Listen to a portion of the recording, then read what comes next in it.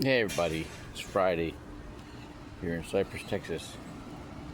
So I was reading Matthew 25 today, and this is a really good example of how implementing the symbolism changes how you look at what is being written, right? So this is where Christ tells the disciples that he's going to get turned over, he's going to get arrested, he's going to get crucified, and this is where Peter denies him. Okay. Peter says, we'd never do that. And he tells him. So he's prophesying a lot in this chapter, but the big one is he's prophesying that Peter's gonna betray him 3 times for the cock crows, right? Then this woman, and they don't name her in this chapter.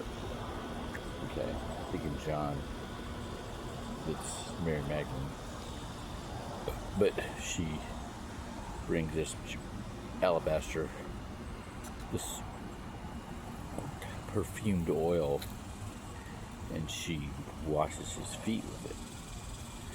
Okay, so it's really interesting because with and then he breaks bread with them too, before that. And this is my body, okay? And it's the Last Supper.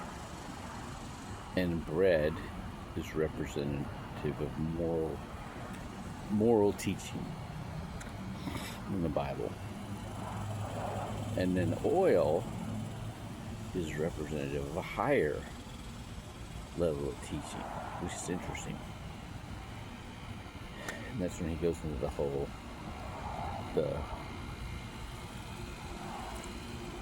the least will be the greatest, because they're serving, right? But it's there's an interweaving of teaching, scriptural teaching, throughout this chapter with the symbolism, the bread, the water, the wine, the blood, and there's no mention of fire, but that's the highest level of teaching, is fire, and our highest level of the Holy Spirit. Okay, and it's all interwoven throughout this chapter of Matthew, which makes you wonder, did Matthew even understand what he was doing, or was he just writing it out as it happened, or as he told it, or as it was told to him? All right, not considering the symbolism, but it's there. All right.